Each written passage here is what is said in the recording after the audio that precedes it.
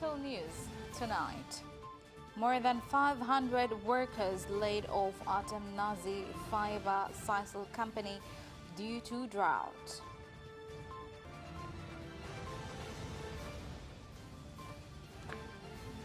Residents voiced concern on their safety after a hippo was seen at Namnyoma Dam in Mtwara.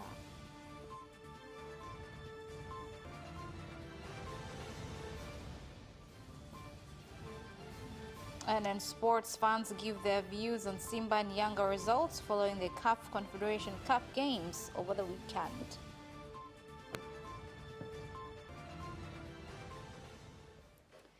Good evening, this is Capital News at 9:30. My name is Karija Zimbwe. First, the national news.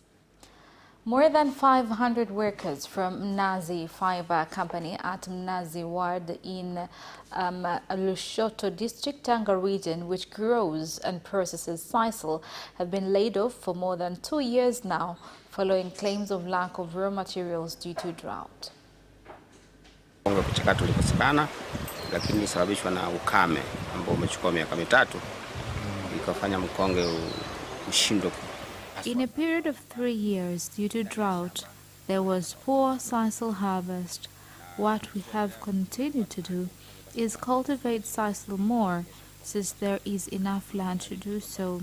So far we have cultivated over 200 hectares. Hali ya uchumi imekuwa mbaya, mahitaji ya wananchi kwa kiwanda kimefungwa kwa muda mrefu na mvua. Economic situation is very bad because the factory is closed. We are calling on the government to intervene. If the investor is incapable of developing it, then should hand over to a capable investor. Lakini baada ya kuondoka yule msimamizi Bwana Suleiman, basi hali ya kiwanda ilizorota. Hatimaye walienda wakashindwa kufanya kazi kama unavyoona kwamba kiwanda kimesimama. Japo wenyewe wanaelezea ni kwa sababu ya mkonge, lakini pia hata uwezo wao kuendesha kiwanda hiki ni mdogo. Mpaka imefikia hatua hata ya kuuza korona ambayo tumefaa kuizuia na wananchi, korona ile kabaki. Na sasa hivi yameshatoka matangazo kwamba wao wanauza shamba. Sasa hawataki serikali ijue kwamba wanauza shamba. Now, Prime Minister Kassim Majaliwa has said during a tour, despite construction progress of buildings at Songwe District Hospital, the District Council needs to increase the construction pace so that provision of services can start and end the challenge they were facing in having walked to long distances to Mbeya to access health services. Tumebakiwa na milioni 99 kwa ajili ya makundi, kwa ajili ya kulipia milango pamoja na kununua sim tank, na pia tuna zaidi ya milioni 7 ambao ni kwa ajili ya dharura. Mheshimiwa Waziri Mkuu, majengo yetu kwa ujumla yote katika utekelezaji wa mradi huu ni 95.1%. Baada ya kamiliki, baada ya kutimia barabara na operation, hakuna safari ya Mbeya, operation zote hapa. Mgonjwa anataka kulazwa kupumzika baada ya dawa walizopewa au wapate tiba polepole, kila kitu kifanyike hapa. Kazi hii mwezi mmoja na nusu inatosha kabisa kukamilika, na tarehe hiyo Mheshimiwa Mkuu wa Mkoa uje hapa usimamie uzinduzi wa hospitali na wananchi Mheshimiwa Papa ndugu ya watu leo, wananchi wako washuhudie kufunguliwa kwa kuna barabara hii aliyosema Mheshimiwa Mlugo ya kilomita 118 kutoka Mbalizi hapa tulipo mpaka Makongoros. Tunaweka na tutaweka kwenye mapendekezo iwe ni sehemu ya mapendekezo ya barabara ambazo zitaombewa kuwa kwenye mpango wa kujengewa lami. Now, residents of Mtwara District Council in Mtwara region have expressed fear on their safety after a hippopotamus was seen at Namnyoma Dam located near the village. They have called on the relevant authorities to remove the animal before it causes destruction, including on their crops. Amekuja hadi Litembe tangazo pale watu alfajiri wakaanza kumuona pale, watu wale wametokea msikitini. Unaona eh? Alivyotoka msikitini, watu pale yani wamemfukuza akaja njia hii ya Maulunga hii. Akakata pale, akaja hii. Ina maana tangia asubuhi sisi tupo huku tunalinda yule nyama kwa kutokana na nini? Watu wanapopita mashambani yani wasiwezi kuzuru watu. Huyu mnyama kuanzia saa 11 ya leo ameshatoka katika makazi yake, kwa sababu hawa wanyama kwa kando zetu za Ruvuma sio ajabu, lakini ajabu iliyokuwepo ni kutoka eneo la maji kuja katika makazi ya binadamu. Maeneo moja naitwa Nanyoma, mwishoni mwa bwawa Nanyoma. Hapa yapo mashamba ya wananchi ambao tangu asubuhi hawajafanya kazi yoyote, kwa sababu huyu ni mnyama ambaye anazuru. Kwanza anamzuru mtu na anazuru mashamba. Sasa hivi kama ni wananchi hatupo katika hali nzuri kwa sasa hivi. Kwa hiyo tunaomba huyu mnyama kama kuna wahusika kabisa basi wafanyie utaratibu wa kumuondoa kwa namna yoyote wao ambao wanaweza. The government has been called to look into how to reduce produce costs in order to make products manufactured by local producers affordable to consumers. This was said at a meeting in Dar es Salaam attended by members of the Confederation of Tanzania Industries (CTI), the Ministry of Investment, Industry and Trade, as well as the Ministry of Finance and Planning. Sasa ya kuhakikisha kwamba kwanza bidhaa zetu zinaweza kushindana kwa ubora. We must ensure that our products compete in quality and price, although there are some challenges like transportation, costs and levies. Niwahakikishie tu wazalishaji wetu wa bidhaa za viwandani pamoja na bidhaa nyingine. I assure industrial producers that as the government we are ready. Through such sustainable meetings we shall continue updating each other because we want to participate fully in the free trade in Africa. Anza mchakato wa kuandaa hatua mpya za kikodi, kwa hiyo mapendekezo hayo tumeyapokea na tunaamini tutaendelea na engagement hizi mpaka tutakaposoma budget. Tutakuwa tumeshafanyia kazi hayo maeneo ambayo yamejitokeza na yamepewa uzito.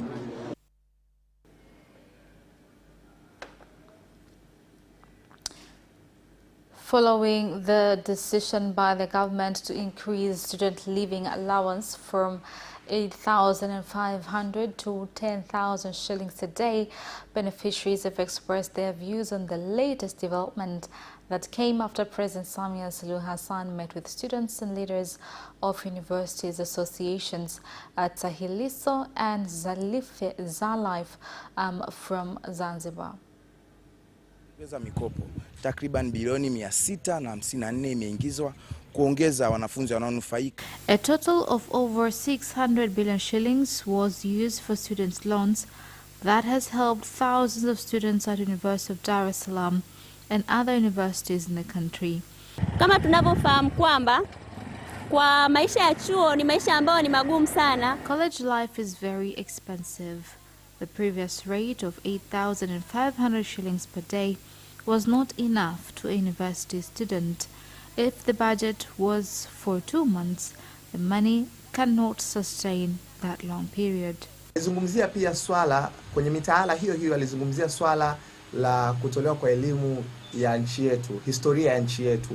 Kwa maana kwamba kama wanafunzi na kama vijana ni muhimu sana kujua wapi nchi yetu ilitoka, wapi tulipo na wapi tunaelekea. Kwa hivyo kubadilishwa kwa mitaala kwenye maeneo yote, kwenye kozi zote za elimu ya juu, lakini pia kutolewa kwa elimu ya historia ya nchi yetu kunatusaidia sisi tuweze kujua wapi tumetoka, wapi tulipo na wapi tunaelekea.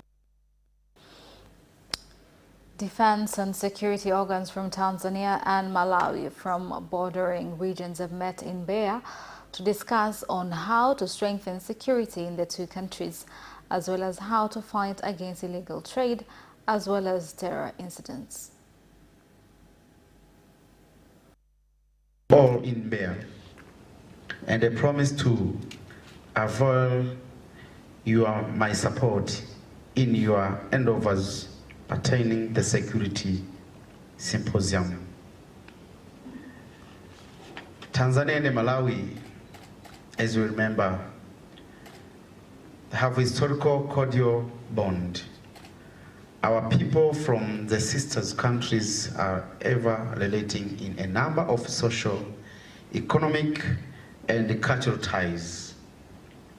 May God lead and help us keep this good relation. I'm aware of intermeeting and relation, specifically on exchange of information between our security organs regarding crime border challenges. This includes illegal immigrations, illegal immigrants, goods smuggling, and chartered routes, few to mention. Find lasting solutions to our common challenges of illegal migration, human trafficking, and cross-border crime. These challenges, if left to flourish, have the potential to increase pressure on public services such as health, housing, and education. Tanzania and Malawi have come as sisters and brothers, sharing the same interests, particularly on border security issues. The facilitation of legitimate travelers is what border protection is all about. As we have taken on this task with determination, we will achieve this through three pillars. That is through coordination, cooperation, and communication with our domestic and international border security partners, and by building our human resources capacity and enhancing our technical teams' capabilities. The President and Chairman of the Revolutionary Council, Dr. Hussein Ali Mwinyi, has emphasized on the need for judiciary to put in place modern systems for overseeing legal issues, and that this should be done through ICT. Tumike kwa madhumuni ya kukuza upatikanaji wa haraka wa haki kwa wananchi. Ni dhahiri kuwa mfumo huu wa haki mtandao. It is obvious that online rights is important, especially in building law institutions that goes hand in hand with several developments like science and technology. It is high time now to make revolutions in the institution, from manual system to indulgence of ICT and installation of systems that can simplify their day-to-day activities. Mheshimiwa mgeni rasmi, matumizi ya tehama katika taasisi ya sheria yataondoshea wananchi usumbufu, kwani wananchi wanaweza kupata huduma mbalimbali kama vile kufungua kesi, usikilizaji wa mashauri, upokezi wa hukumu, upatikanaji wa mienendo ya mifumo, upatikanaji wa mienendo ya kesi, mfumo wa kupokea malalamiko na utoaji wa maoni. Mifumo hii itaweza kupunguza muda ambao ushauri linakaa mahakamani, itafanya mashauri yaamuliwe kwa haraka na wananchi watapata muda wa kutosha wa kutumia katika shughuli za kujitafutia riziki. Tunahitaji mabadiliko makubwa sana ya kifikra, kimtazamo, namna tunavyotoa huduma, hasa kutoka katika safu ya majaji. Kwa sababu waheshimiwa majaji, fani yetu ya sheria, taaluma yetu ya sheria ni taaluma ambayo imekaa kizamani zaidi. Tunategemea zaidi yale tuliyofundishwa chuoni, yale ambayo wale waliotutangulia wanafanya. And the Ministry of Health has said despite the ongoing efforts to address the problem of epilepsy, some parents have continued to hide their children, claiming the disease is caused by witchcraft instead of seeking medical help.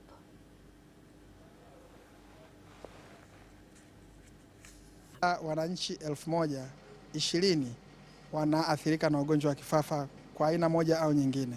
Kwa jumla kuna wagonjwa zaidi ya milioni 1. In 1,000 people, 20 are victims of the disease. In general, there are more than 1 million patients that have epilepsy. Once the disease is diagnosed early, it can be treated early. We are calling on people to come forward for tests because the government have invested well in the country. ni asilimia 10 tu au 20 ndio wanapata matibabu kwa usahihi na anayotambulikana. Only 10 to 20% of epilepsy patients are receiving treatment. Society should stop stigma to people with epilepsy because it is not an infectious disease. Kweli unyanyapaa huu ni mkubwa kuliko hata kifafa chenyewe, na ndio maana unakuta wazazi hawaendi hospitali kwa ajili ya zile imani potofu kutokana na ugonjwa huu wa kifafa, wakiamini kwamba kifafa hakitibiki hospitali na vitu kama hivyo. Unaangalia hapa kifafa, ukienda hospitali kuna dawa na una uwezo kano wa kupona kabisa. And that is the end of national news. International news follows up next.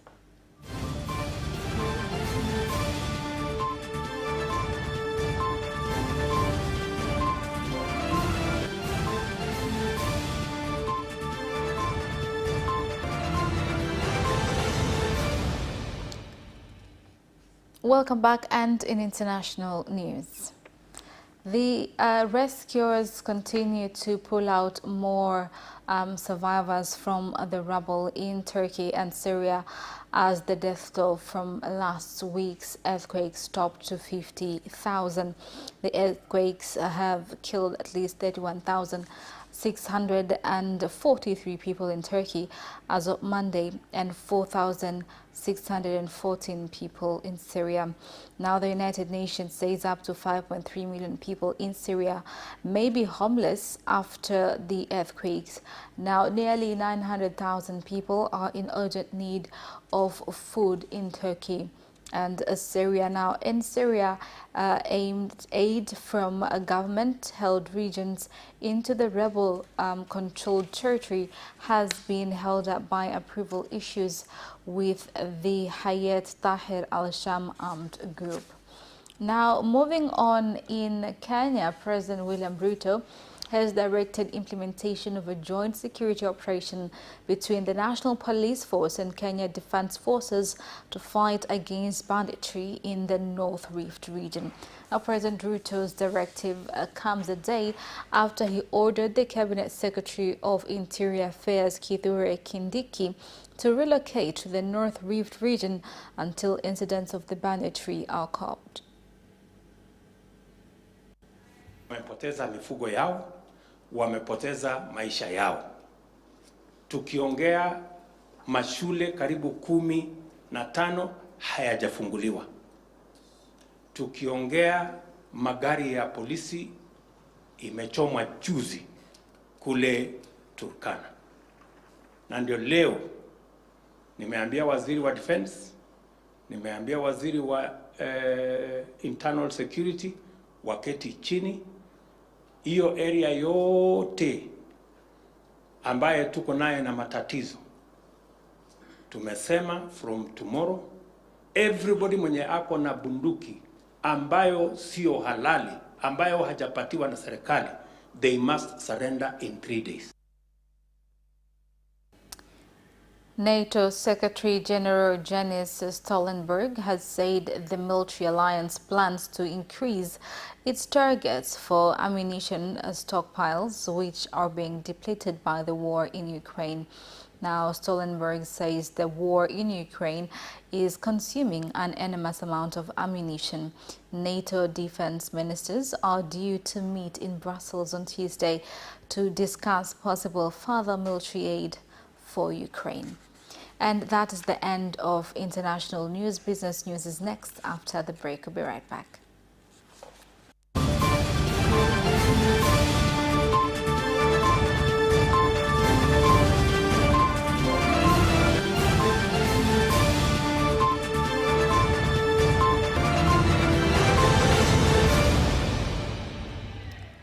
Welcome back, and in business news tonight, the Minister of Minerals, Dr. Doto Biteko, has said the ministry's budget for the 2023-2024 financial year intends to double growth in the minerals sector and enable stakeholders access capital so as to increase productivity.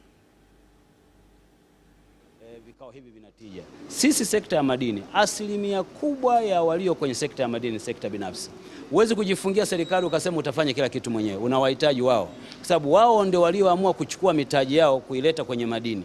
Akila hasara amekula hasara yeye, akipata serikali mnachukua kodi. Kwa hiyo ni muhimu kuwasikiliza mambo gani yanawakwaza, mambo gani wanatamani yaendelezwe, ili tuyaendeleze na tuikuze sekta, kwa sababu mwisho wa siku hakuna anayeshinda, inashinda nchi.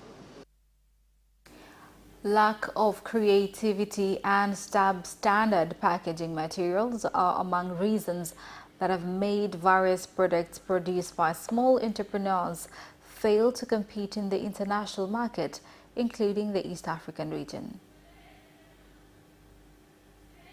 Now moving on, Tanzanian Distilleries Limited TDL, the producers of konyagi, have launched 2 new brands of konyagi following increase in demand for the liquor beverage. Leo tumeona tuongeze kinywaji kingine cha kwenye chapa hii ya konyagi ambacho kinajulikana kama konyagi fusion. Konyagi fusion ni kinywaji ambacho kina ladha, kimewekewa ladha moja, ina ladha ya nazi ambayo ndio hii hapa nimeishika, na nyingine ina ladha ya tangawizi na limao ambayo ni hizi hapa. Vinywaji hivi vina asilimia 20 ya kilevi. Soko la spirit linakuwa Tanzania, sio tu kwa upande wetu wa Tanzania Distilleries, na tukiangalia kwa mfano tulivyo perform mwaka jana, tunaona katika swala la share la soko tumepata gains. Kwa hiyo tunaamini bado kuna hiyo nafasi ya kupambana sokoni kuweza kurestore konyagi katika hali ilipo kuwepo.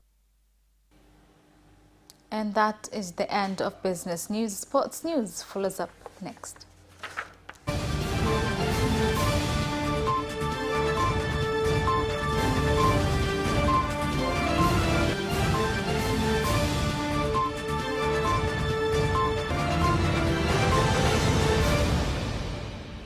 Welcome back, and in sports news. Soccer fans in Dar es Salaam say dead balls are the main challenge facing Tanzanian teams following the 1-0 loss Simba got against Horoya of Guinea and 2-0 loss of Yanga to US Monastir of Tunisia in the CAF Confederations Cup. Ugonjwa bado ni mzito kutokana na watu tuliokuwa nao, wachezaji tuliokuwa nao. The illness is very huge due to the kind of players that we have. We have short players, but the coach should check on how he can solve this problem to deal with those younger opponents. He should use another way, because we, for instance, lost 1-0 and played well in the second half, though it was bad luck, but they could have lost at least by 4 goals. Professional woman boxer Sarah Alex from Arusha is expected to fight Samira Kasim of Dar es Salaam in the Kili Boxing Tour on the 25th of this month in Kilimanjaro. She says she's looking forward to the fight and expects to win. Now, in another story, the government has reiterated on the importance for every Tanzanian to have good health, with a call to athletes to keep check on their mental and physical health. Healthy una uhusiano wa moja kwa moja na mental health. Michezo. Physical health is highly related to mental health. Sports are important for the physical health of children, and that is why we and the Honorable Minister are insisting on providing children with a chance to play, to have good mental and physical stability. Waziri amekuwa akisisitiza, na hapa kwa niaba ya waziri Mheshimiwa Mchengerwa na fikisha ujumbe huo kwa jamii. And that sports item ends our news bulletin for tonight. My name is Khadija Zimbwe. Thank you for watching and good night.